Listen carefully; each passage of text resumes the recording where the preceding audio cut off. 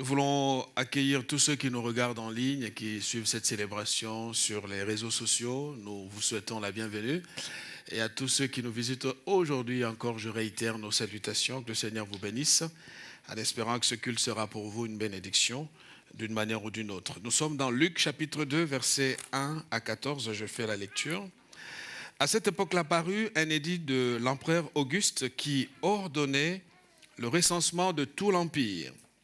Ce premier recensement eut lieu pendant que Quirinus était gouverneur de Syrie.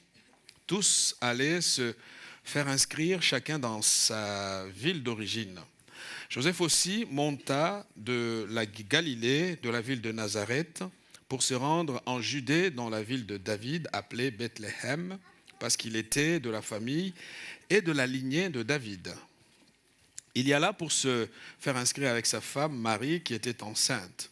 Pendant qu'ils étaient là, le moment où Marie devait accoucher arriva, et elle mit au monde son fils premier-né. Elle l'enveloppa de l'ange et le coucha dans une mangeoire, parce qu'il n'y avait pas de place pour eux dans la salle des hôtes.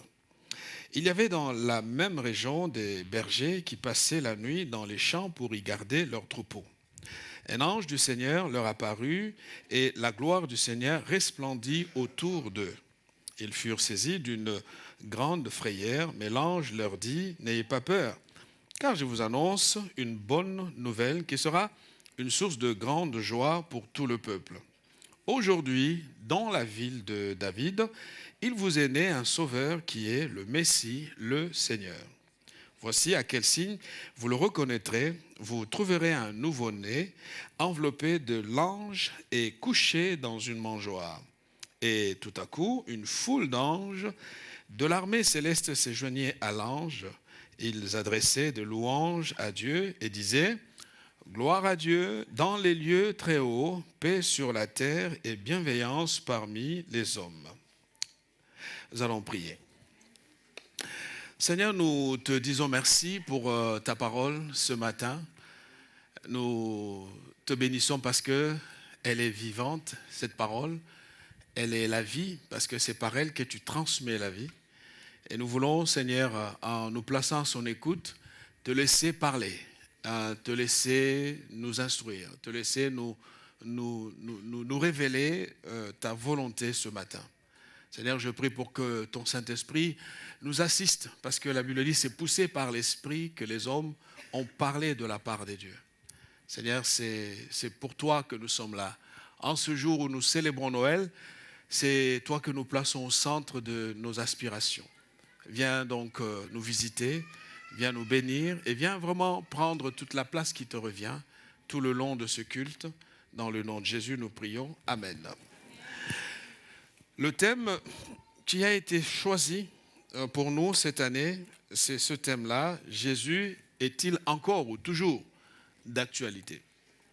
C'est un thème qui prend la température dans le monde, qui essaye de relayer ce que nous écoutons dans ce monde, que ce soit sur les bancs de l'école, sur les bancs des facultés, à la télé, à la radio, même avec nos voisins, nos amis, des gens qui ne connaissent pas Dieu et pour qui la foi chrétienne, la religion chrétienne fait partie de l'élément culturel.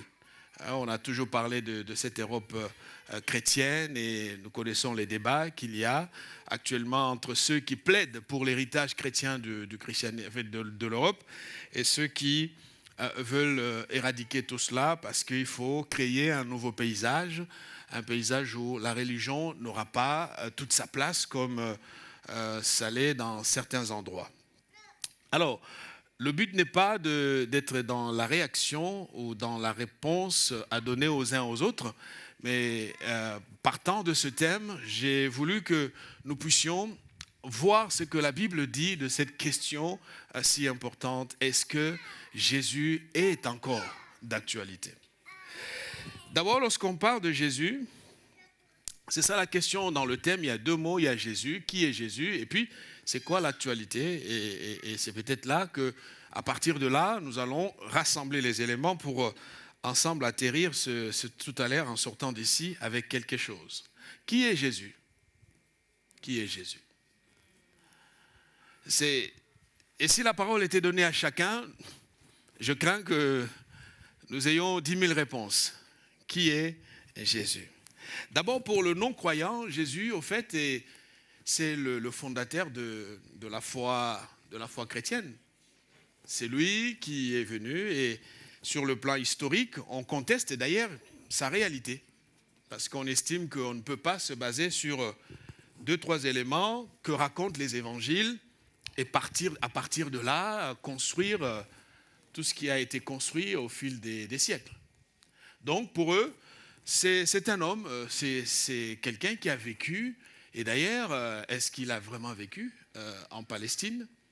Il y a des débats, il y a des réflexions. Il y a certains doutes, d'autres acceptent ou d'autres tolèrent par politesse. Donc, ce Jésus-là, on dit de lui qu'il était le Messie. Il faut savoir qu'il n'est pas le seul Messie, d'après le monde. Encore aujourd'hui, les Juifs en attendent un autre, parce qu'ils estiment qu'il viendra un Messie. Celui que nous adorons, pour eux, n'est pas le bon. Donc, ils attendent un autre Messie. J'essaie de parler, pas comme un pasteur, mais j'essaie de parler ce matin pour nous amener à comprendre, pour nous amener à atterrir avec les pieds sans tomber dans le fondamentalisme, parce que Dieu ne nous envoie pas à ce combat-là. Donc, pour le non-croyant, Jésus est cet homme-là autour duquel s'est construite toute une religion avec beaucoup de personnes. Alors, cela ne les gêne pas d'ailleurs, c'est pour cela qu'ils peuvent caricaturer notre Jésus, ils peuvent nous traiter de tous les mots, et j'aimerais à ce niveau-là plaider pour que nous n'entrions pas dans des combats inutiles. Les apôtres ont été méprisés, caricaturés, mais ils n'ont jamais répondu par la violence. À vrai dire, nous ne sommes pas là pour défendre notre Jésus. Jésus est là, il se défend seul. Amen. Donc pour eux, c'est cet homme-là qui a vécu ou peut-être pas vécu. Et donc autour de lui, on voit une construction des gens, des millions, des milliards d'âmes aujourd'hui. Il faut le dire en passant que nous sommes quand même sur la population estimée à 7 milliards ou 8 milliards. Il y a quand même 2 milliards 560 millions d'âmes qui s'identifient comme des chrétiens. Et c'est beaucoup. C'est beaucoup. Le second regard qu'on peut avoir sur Jésus, c'est le regard du croyant. Pour le croyant, Jésus est d'abord le sauveur. C'est-à-dire que s'il n'y avait pas Jésus, nous ne serons pas là ce matin. Moi, en tout cas pas, je ne serai pas ici ce matin. Je serai en train de faire autre chose. Je serai en train de jouer au golf, peut-être. Je serai en train je ne suis pas très foot, même si Jonathan m'appelle au foot, mais je serai en train de faire autre chose, ce qui est sûr. Mais la réalité de Jésus, c'est qu'il est notre sauveur. Ça, c'est l'approche du chrétien, du croyant, pardon. Il croit que Jésus est son sauveur parce que Jésus est mort sur la croix pour lui. Jésus a payé le prix de sa liberté, de la liberté du croyant, et Jésus a pris la place du croyant. Non seulement il est le sauveur, mais il est le Seigneur.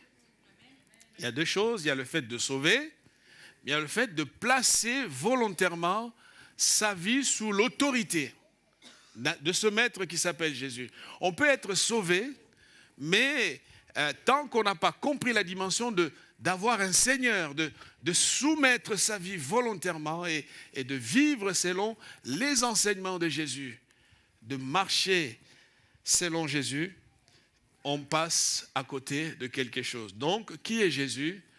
Les uns ont une réponse ou une vision de Jésus et les autres ont aussi une vision de Jésus.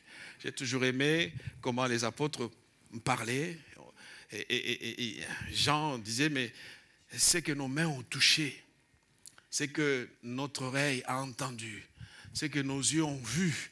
Nous ne pouvons ne pas en parler. Vous savez, frères et sœurs, le meilleur argument, le meilleur moyen de défendre Jésus, c'est de vivre la vie que Jésus est venu transmettre. Ce ne sont pas tous les débats dans lesquels on peut se lancer et vouloir prouver quelque chose. Jésus n'envoie personne prouver quoi que ce soit. Jésus envoie sa communauté vivre la vie du royaume et en voyant les gens, nous voyant vivre la vie du royaume, ils reconnaissent par ce biais que Jésus est vivant. Amen. Et l'autre question de notre thème, c'est l'actualité. L'actualité. L'actualité, c'est le caractère de ce qui est actuel, de ce qui est présent, de ce qui est en rapport, en relation, en interaction avec l'époque dans laquelle nous sommes. Aujourd'hui, l'actualité, j'ai beaucoup aimé la pièce d'hier où lorsque les infos ont commencé à fuser, il y a un enfant qui nous a dit « Je vais regarder sur Facebook ». Est-ce que vous savez qu'avant que quelqu'un ne vous invite, moi j'ai vu, à peine on vous dit que vous allez prêcher dans telle église, les gens vont sur Facebook. Et ils ont des informations sur toi. Ils connaissent ta famille, ils voient tes enfants, ils voient par où tu es passé. C'est pour ça qu'il y a certaines personnes qui commencent même à effacer leurs informations. Parce que déjà, même les recruteurs, avant de préparer l'entretien d'embauche pour toi, ils vont sur Facebook. Ils vont sur Instagram. Ils vont sur Internet. Parce que l'actualité exige cela. Ce qui est là, ce qui est présent, ce qui est au goût du jour. Ce que l'on veut voir, ce que l'on veut toucher. Et ne soyons pas piégés par l'actualité, frères et sœurs. Jésus n'est pas ou n'a pas à être défini par l'actualité. Parce que lui-même n'a pas cherché à être actuel. Il a simplement cherché à démontrer la réalité du royaume et cela, c'est démontré, excusez-moi la répétition du mot, cela a été vu, vécu par les gens et c'est la preuve, le résultat qui a fait que nous sommes ce que nous sommes aujourd'hui. J'aimerais juste rappeler que oui, Jésus est d'actualité. Et ça, c'est une réalité. La Bible déclare dans le livre de l'Épître aux Hébreux, au chapitre 13, verset 8, la Bible déclare « Jésus-Christ est le même hier, aujourd'hui et éternellement. » Jésus est l'actualité parce qu'il n'est pas un homme qui vient et qui passe. Il est Dieu, il est permanent, il est présent et aujourd'hui encore, Jésus agit. Raison pour laquelle nous avons la foi chrétienne qui avance malgré les obstacles, malgré les persécutions, malgré les mépris, malgré les injures, malgré toute forme de caricature. Nous sommes heureux et fiers d'être chrétiens.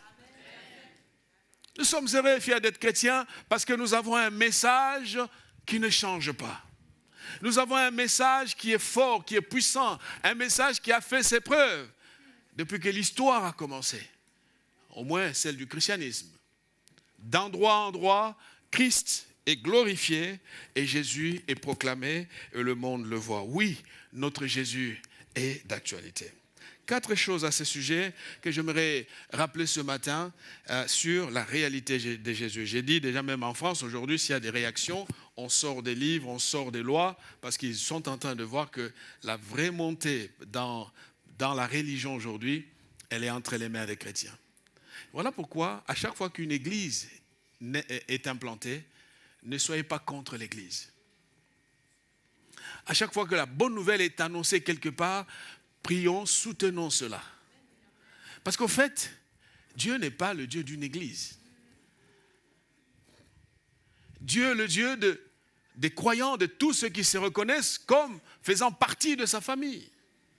Dieu n'est pas derrière les dénominations, les noms d'église. Dieu n'a pas laissé une église avec un nom. Dépassons cela et regardons la gloire du royaume des dieux. 4 choses, je disais, qui rappellent la réalité de Jésus. La première chose, c'est que Jésus sauve, frères et sœurs. Jésus sauve. Tous ceux qui peuvent avoir des doutes, Jésus sauve. Et le monde a besoin d'un sauveur, nous le savons, nous avons besoin d'un sauveur. Jésus sauve. J'aime bien dans Luc chapitre 2, le texte qui s'affiche, vous avez, la Bible dit, l'ange, chapitre 2, verset 10 à 11, mais l'ange leur dit, n'ayez pas peur. Je vous annonce une bonne nouvelle qui sera une source de grande joie, pas seulement de joie, mais de grande joie pour tout le peuple. Le verset 11 donne la raison. Aujourd'hui, dans la ville de David, il vous est né un sauveur, qui est le Messie, le Seigneur. Luc chapitre 1, verset 31 à 33, toujours Luc qui explique. Là, on est ici, Marie qui est en difficulté de tout ce qui va arriver. Et nous avons ici l'évangéliste qui nous rapporte ses propos. Il dit, et voici, tu deviendras enceinte. Ça, c'est l'ange qui parle avec Marie. Et il dit, tu enfanteras un fils et tu lui donneras le nom de Jésus. Il sera grand et sera appelé fils du Très-Haut. Et le Seigneur Dieu lui donnera le trône de David son père. Il régnera sur la maison de la maison de Jacob éternellement. Voyez, ça dépasse le cadre d'une actualité. Amen. Amen. Jésus n'est pas enfermé dans une espèce de modernité ou d'ancienneté. Ces débats, ce sont nos débats, nos luttes, nous en tant qu'humains, qui luttons avec notre caractère passager. Et nous voulons ranger Dieu dans ce domaine-là. Dieu est plus grand que ça. Il régnera sur la maison de Jacob éternellement. Et la Bible dit, et son règne n'aura pas de fin. Matthieu le dit aussi en ces termes, dans ses propres mots, chapitre 1, verset 21. Il dit, elle mettra au monde un fils. Et tu lui donneras le nom de Jésus. Pourquoi? Car c'est lui qui sauvera son peuple de ses péchés. Jésus sauve. C'est parce qu'il nous a sauvés que nous sommes tous ensemble. Je dis pour la plupart, pour tous ceux qui ont reçu son salut, parce qu'il nous a sauvés que nous sommes à sa marche, que nous sommes derrière lui, que nous prenons ce plaisir de vivre avec lui.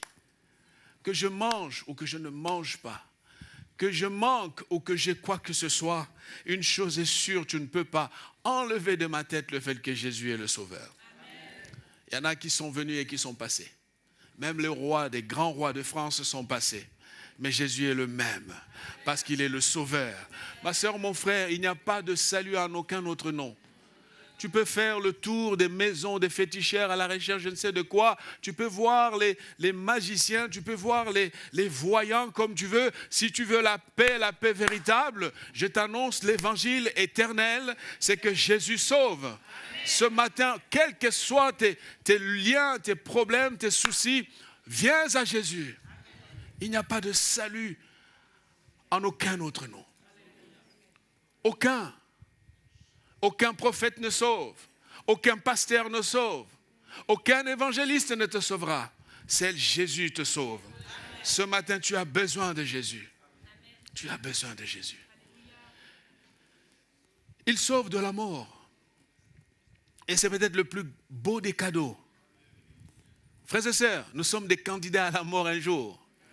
Mais pour celui qui a donné sa vie à Jésus-Christ, la mort n'est qu'un passage de cette vie de larmes vers la meilleure vie. Jésus sauve de la mort. Il a vaincu la mort. Et si ce matin ton cœur est en train de douter, viens à Jésus. Ah, tu es tourmenté, tu manques la paix, tu ne dors pas.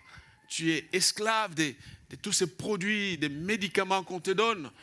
Dieu a voulu que tu sois là ce matin pour entendre cette bonne nouvelle.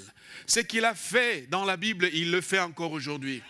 Ce qu'il a fait avec les pierres, il va le faire pour toi aujourd'hui. Viens à Jésus, parce qu'il sauve.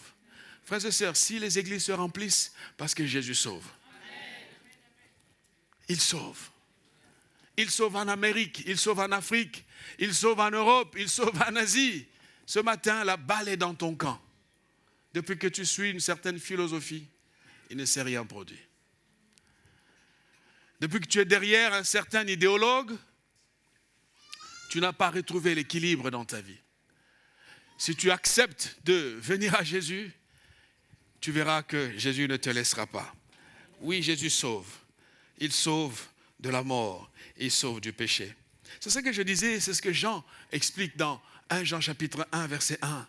Il dit, ce qui était dès le commencement, ce que nous avons entendu.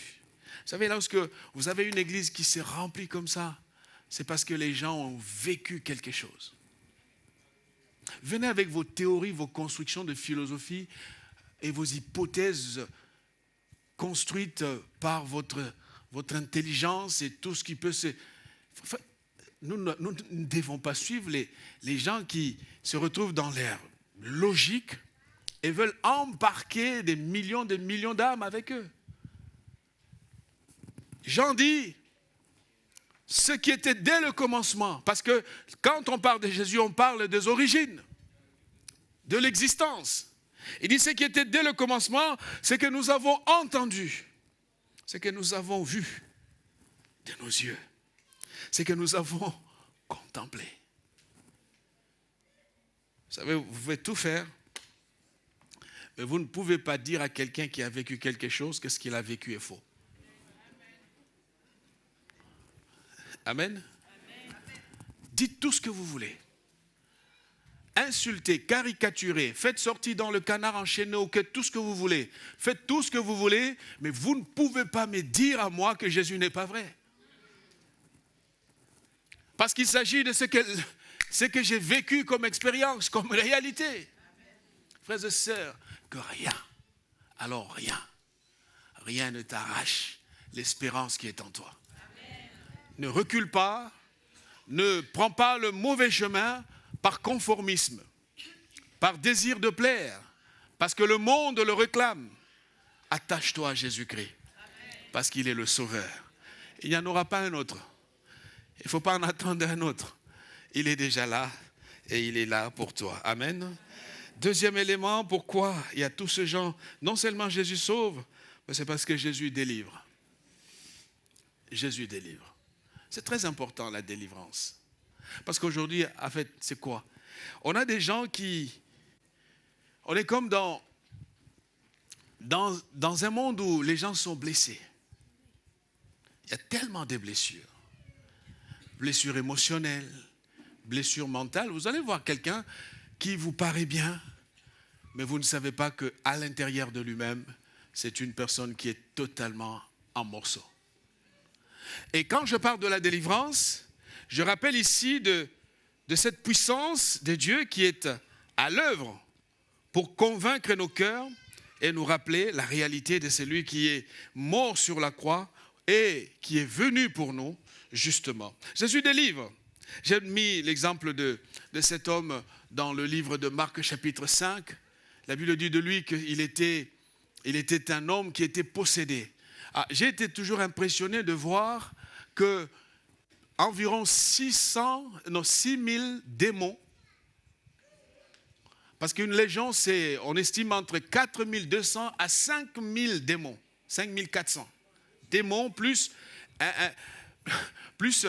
600 autres. Le chiffre nous amène à environ 6000 démons qui ont fait le choix d'habiter dans la vie d'une personne. 6000. Ce jour-là, Jésus arrive dans cette ville chez les Gadaréniens, pardon, le mot est un peu compliqué. Il arrive là et on voit dans ce cimetière. Vous savez, j'aimerais juste vous dire que le diable n'est pas un copain. Parce qu'il ne se restreint pas pour mettre 6000 démons dans une vie. 6000. Non, c'est beaucoup. C'est trop. Déjà un démon.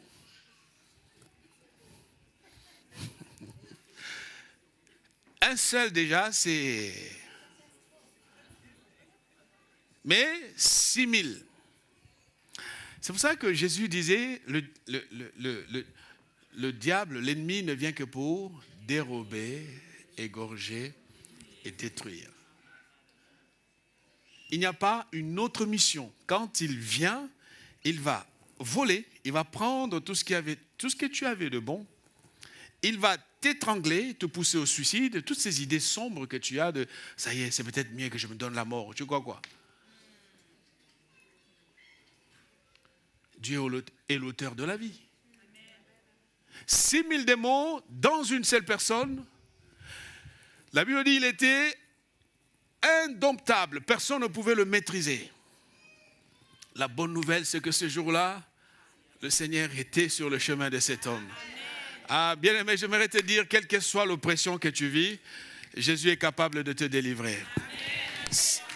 Quelle que soit la situation dans laquelle tu es, Jésus est capable de te délivrer. Et ce que j'aime en lisant le récit, c'est que Jésus s'approchait.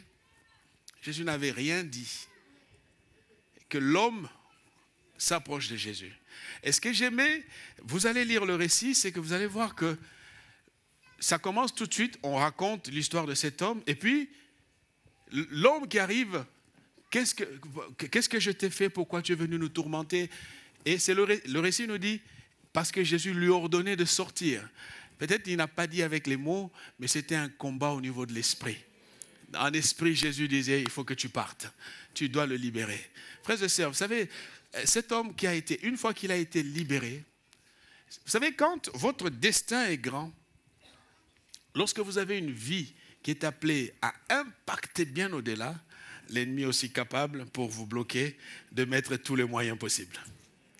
Voilà pourquoi j'aimerais dire à celui peut-être qui sombre dans la dépression ce matin, qui a vu des gens, vu des médecins, a fait le tour partout. Aucun homme peut-être jusqu'ici n'a pu t'aider comme il faut. J'aimerais simplement te dire, tu peux obtenir la guérison ce matin en tournant les yeux vers Jésus-Christ, en disant, Seigneur, je suis là, ne m'abandonne pas, parce que Jésus délivre.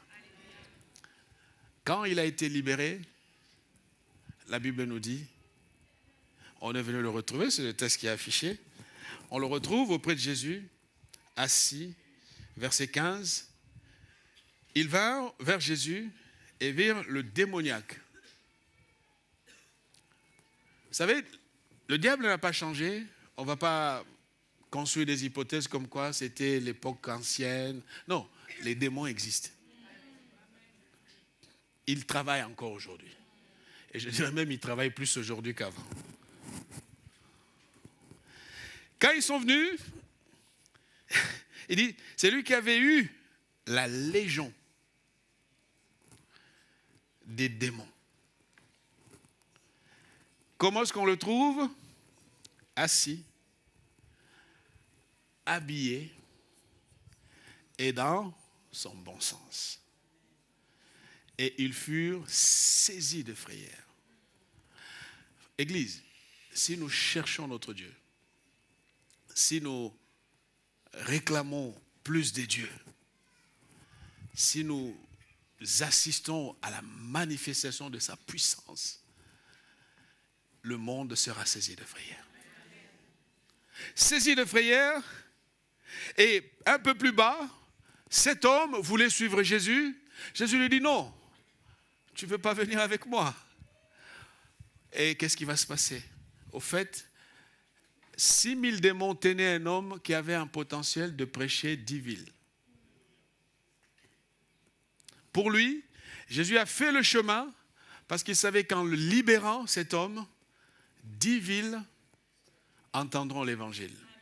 J'aimerais te dire que ta délivrance profitera à beaucoup de personnes. Ce matin, quelle que soit la situation, quelle que soit l'oppression, sache que Dieu, Jésus veut te libérer.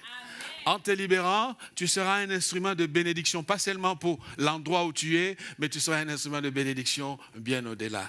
Le diable avait peur de cet homme. C'est pour cela qu'il lui a envoyé 6000 démons pour le retenir. Heureusement, Jésus est passé par là. Heureusement, Jésus est arrivé. Jésus l'a libéré et cet homme est devenu un grand évangéliste. J'aimerais dire à tous ceux, à vous tous qui êtes accro à la drogue, toi qui es bloqué par je ne sais quelle oppression, peut-être par des problèmes de sexualité, peut-être par je ne sais quelle dépendance, quelle addiction, sache que tu as une grande destinée. Amen. Dieu voit bien au-delà. Amen. Et ce matin, il t'invite, viens à Jésus. Alléluia. Jésus te délivrera. Il brisera toutes les chaînes qui t'empêchent. Amen. Troisième chose, Jésus pardonne. S'il y a des foules de gens, parce que Jésus sauve. S'il y a des foules de gens, parce que Jésus délivre. Frères et sœurs, considérons un peu la délivrance. C'est important. C'est une question que nous éludons, nous évacuons comme ça. Mais réfléchissons à la délivrance. Prenons le temps de la délivrance. Parce que Dieu n'a pas changé, les démons n'ont pas changé. Amen. On reviendra une autre fois. Jésus pardonne. Le pardon libère. Le pardon permet aux gens d'être. Le pardon nous rappelle que nous sommes importants. Ici, présent, il n'y a pas un homme parfait. Il n'y en a pas un. Si tu dis que tu es parfait, je ne te crois pas. Il n'y a pas un homme parfait. On a tous nos travers, on a tous nos soucis. Il n'y a pas un homme irréprochable. Même le pasteur, il peut crier, mais sa femme sait qu'il n'est pas irréprochable. Amen. Bon, quand on parle des pasteurs, vous êtes contents. Hein? Personne n'est parfait. Mais nous sommes parfaits. On nous a donné la perfection qui est en Jésus-Christ. Pourquoi? Parce que nous avons été libérés. Notre conscience est soulagée parce que quelqu'un a porté notre poids, a porté notre souffrance, malgré notre passé lourd. J'aimerais dire à quelqu'un, je sens sur mon cœur, il y a quelqu'un qui est vraiment sous la culpabilité, sous une forme d'oppression. Et à chaque fois qu'il veut remonter, le diable rappelle ses défauts. J'aimerais te dire, il ne faut pas écouter ce message. Il ne faut pas écouter l'ennemi. Dieu t'a pardonné. Amen. Et Dieu t'appelle à lui. Nous connaissons l'histoire de Jean chapitre 8. Cette femme qu'on a trouvée en flagrant délit d'adultère. Ce qui est injuste, comme parfois dans la vie, c'est l'adultère, on ne le commet pas seul. Les femmes souffrent. Hein. Les hommes sont compliqués. Hein. Ils font des lois contre les femmes, même la femme qui a le même diplôme, son salaire est plus bas. Bon, je reviens à la Bible, pardonnez-moi.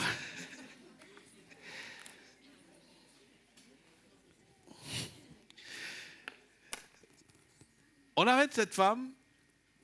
La Bible dit au verset 7. Ils sont venus, ils ont trouvé Jésus en train d'écrire et Dieu va voir la maître.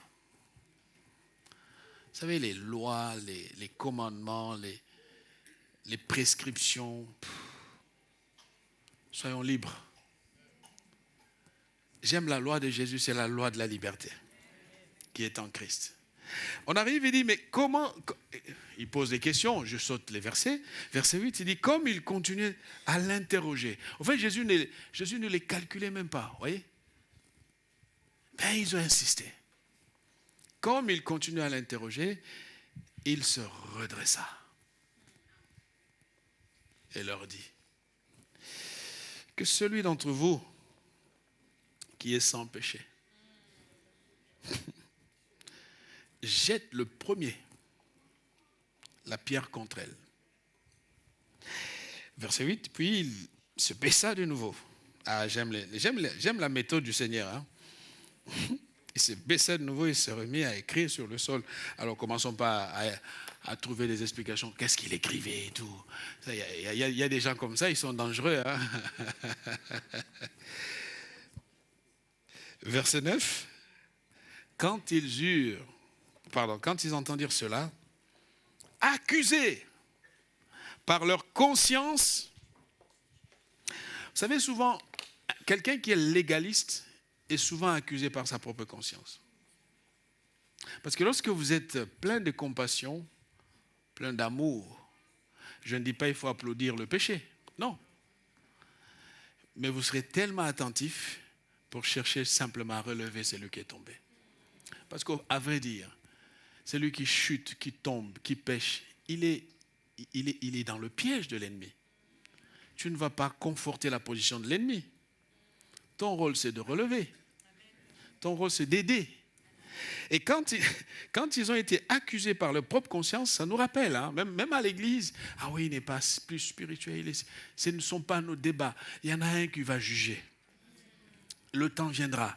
Pour l'instant, c'est le temps de la miséricorde, c'est le temps de la compassion, c'est le temps du soutien, c'est le temps de l'aide. Aidons pour que celui qui est par terre se retrouve aussi fort comme toi. Paul disait que celui qui est tombé soit aidé par ceux qui ne sont pas tombés, pour qu'ensemble ils avancent.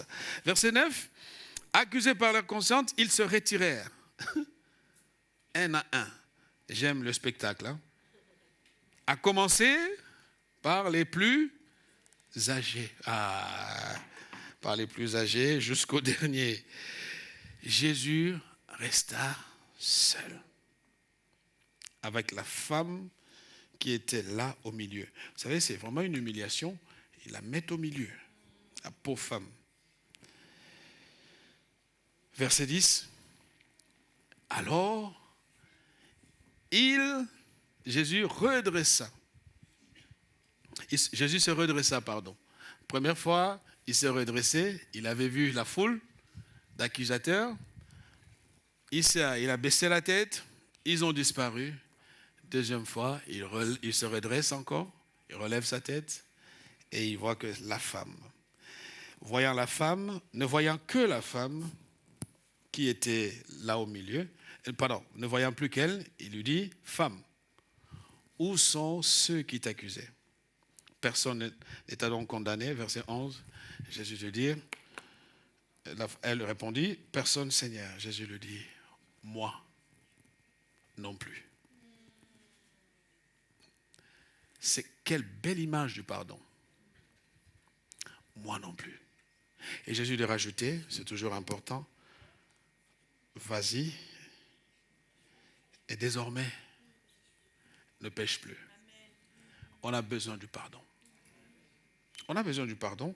Et ce pardon véritable, nous ne l'avons que par celui qui a le pouvoir de pardonner. C'est Dieu. Pardonner les péchés. Les offenses, ce sont entre nous humains.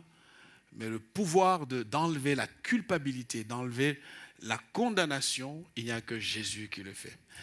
Et si Jésus est populaire, c'est parce que nous sommes tous une foule des pardonnés. Nous sommes une foule des pardonnés. Il y avait des voleurs, il y avait des bandits, il y avait des sorciers, il y avait des criminels, il y avait des gens qui ont avorté, qui ont fait n'importe quoi. C'est ce que nous étions, Paul dit. C'est ce que nous étions. Mais aujourd'hui, nous avons été lavés, nous avons été pardonnés. Avant de condamner le frère, pose-toi un peu, dis-toi, mais moi, qu'est-ce que j'ai été? Peut-être même là. Mais Jésus nous a pardonnés. Parce que ce monde a besoin de pardon. Les gens ont besoin de pardon. Ils ont besoin d'être pardonnés pour avancer, pour enlever leur culpabilité. D'où l'importance de savoir aussi pardonner celui qui te fait du mal. Tu ne peux pas terminer cette année avec la rancune, la colère à l'égard de certaines personnes.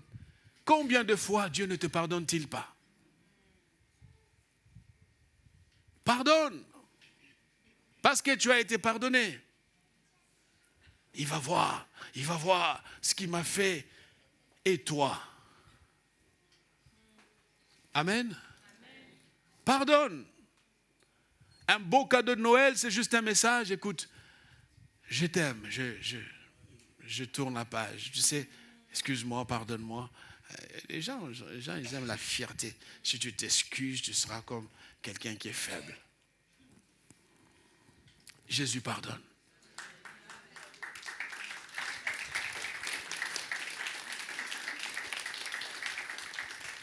Jésus est d'actualité parce qu'il pardonne. Et ce matin, je nous en supplie. Pardonnons. Parce que nous avons été pardonnés. Quatrième chose, c'est par là que je vais terminer, c'est Jésus est populaire parce qu'il guérit. C'est important la guérison, parce que combien de fois ne voyons-nous pas des gens qui étaient bien, qui vrillent, parce qu'à l'intérieur, ils n'ont pas traité ce qu'il fallait traiter. Vous savez, c'est l'exemple de David et Bathsheba. Dans la vie de chaque personne, il y a ce qu'on appelle les angles morts. Il y a des conducteurs. Hein? C'est pas comme les voitures d'aujourd'hui. Il y a des gens. J'étais l'autre fois dans la voiture du pasteur Sosten. Quand il met clignotant à gauche, vous avez même les écrans qui sortent sur le... Je dis, waouh! C'est terrible. Vous avez des angles morts qui apparaissent sur l'écran. Ah, la technologie. Un angle mort, c'est un angle qu'on ne voit pas. Et on a tous des angles morts. Tout le monde. Et ces angles morts arrivent à un moment donné de notre vie, avec certains âges, où ils trouvent l'expression. La Bible dit David était assis, puissant David, l'homme selon le cœur de Dieu. Il a gagné les combats, prestigieux roi, puissant roi. Et puis il y avait un front. Vous savez, il y a des moments, ce qui est bien avec Dieu, c'est que s'il retire tous les combats, tu vas t'écarter. Les combats nous maintiennent éveillés. Ah, je croyais que quelqu'un allait dire amen, mais ce n'est pas grave. Et il y avait un front. Bénis Dieu pour les combats que tu as dans ta vie. Il te pousse dans la prière. Il te permet de... Seigneur, j'ai besoin de toi. Si tu m'abandonnes, ça va être chaud. David, roi de son état, va oublier d'être vigilant. Et c'est là que l'angle mort s'exprime. C'est souvent quand on se croit arrivé. C'est là que... Et c'est parti dans l'histoire de Bathsheba. Et puis. Il était parti pas avec l'intention de tuer Uri. Hein. C'est ça. On a besoin de guérison. Parce que les angles morts arrivent à un moment donné. Et ce qui est terrible avec les angles morts, c'est que si tu ne les vois pas, boum. Ça m'est arrivé une fois, c'est pour ça, à chaque fois que je passe par là, vous voyez le stade là de Paris Saint-Germain, là, ça s'appelle encore quoi? Le Parc des Princes. J'étais là au feu rouge avec ma voiture, en 2014 je crois. Je revenais de la Guadeloupe, je crois que j'étais fatigué avec le décalage horaire et tout. Mais un frère venait de perdre un membre de sa famille, donc il fallait que je parte pour pas prier avec la famille. Et au feu rouge, je ne vois pas. Et le feu passe au vert, je démarre, et au lieu de clignoter, je n'ai pas clignoté. J'ai simplement entendu un bruit terrible. En fait, il y a une personne qui passait en moto. Et puis j'entends ma voiture déclassée, de fait l'aile gauche, droite, c'est parti comme ça. Et je le vois tomber, et j'ai eu peur, je commence à Seigneur Jésus, Seigneur. Je criais simplement Seigneur Jésus dans la voiture. Et il est tombé, et tout de suite là, il y avait des gens, je vais témoigner contre vous. J'ai dit bon, c'est arrivé, je suis là, heureusement, il n'a pas eu un problème comme tel. Il a légèrement été blessé. J'ai dit, on appelle la police pour le constat. Lui aussi, je crois qu'il n'avait pas d'assurance. Il dit, non. On a fait le constat, sauf qu'il m'a grillé parce que moi, 2 semaines après, mon assurance a résilié. Parce qu'il s'est blessé. Donc, il y avait blessure. Donc, il est parti à l'hôpital, signalant qu'il y a eu un accident. Donc, j'ai été radier de l'assurance immédiate. Mais c'est horrible. Donc, un angle mort, on ne le voit pas. Amen. Il faut faire attention. Jésus guérit. Je reviens à mon point. Jésus guérit. On a besoin de guérison. On a besoin de guérison, c'est ce qu'on peut voir dans, c'est lui-même Jésus qui dit dans Luc chapitre 4, versets 18 à 19. La Bible dit, l'Esprit du Seigneur est sur moi parce qu'il m'a consacré par onction. Il m'a oint pour annoncer la bonne nouvelle aux pauvres. Il m'a envoyé pour guérir ceux qui ont le cœur brisé. Pour proclamer aux prisonniers la délivrance, aux aveugles le recouvrement de la vue, pour renvoyer libres les opprimés, pour proclamer une année de grâce du Seigneur. L'Esprit du Seigneur est sur moi, vous tous qui avez les cœurs brisés. Ce matin, vous tous qui êtes captifs, vous tous qui êtes enchaînés, Jésus est la bonne nouvelle. Il vous guérira. Jésus guérit, frères et sœurs. Il guérit de tous nos soucis. Il guérit de tous nos problèmes. Je ne dis pas qu'il n'y aura pas d'autres problèmes, mais la vie est comme ça. Ce qui est sûr, Jésus nous guérit de nos souffrances. Et dans Jean chapitre 9, nous connaissons l'histoire de cet homme qui était aveugle pendant très très longtemps. Un jour, Jésus passe et ses disciples voient cet homme et ils veulent savoir pourquoi est-il né aveugle. Là, le débat... Vous savez, on peut faire des débats de théologie, mais rien ne remplace la démonstration de la puissance. Amen. Amen. Ah, frères et sœurs, réclamons plus. Amen. Amen. Mais comment c'est possible? Et puis c'est son père. On sort des théories. Et puis on veut trouver le coupable. Jésus dit, c'est pour que la gloire de Dieu se manifeste. Amen. On sait ce qui se passe. Jésus guérit cet homme. Ça va déranger. Tu sais, il y a des gens qui ne veulent pas te voir bien. Parfois, ils sont même dans l'église. Comme c'était pour cet homme. Donc, j'ai dit, mais non, venez vous faire guérir les autres jours, pas le jour de c'est pas possible et tout. Les chefs du temple sont fâchés. Et on convoque le bonhomme. Il est convoqué pour s'expliquer pourquoi il est guéri. Alors, vous savez, il y a des situations absurdes. Hein. Un aveugle qui recouvre la vue, il faut qu'il s'explique pourquoi il a les yeux qui... Verset 24, il commence par bien l'intimider comme savent le faire les religieux. Hein. Rends gloire à Dieu. Moi, je suis guéri. Je dois... Verset 24, il dit, les pharisiens appelèrent une seconde fois l'homme. La première fois, ce n'était pas suffisant. Deuxième convocation. Rends gloire à Dieu. Nous savons que cet homme est un pécheur. En fait, il ne voit pas le travail qui est fait. Il regarde ce qu'ils ont à dire sur la personne. Cet homme est un pécheur. Réponse très intéressante du concerné. Il dit, s'il est un pécheur, je n'en sais rien. Je sais une chose, c'est que j'étais aveugle, mais maintenant je...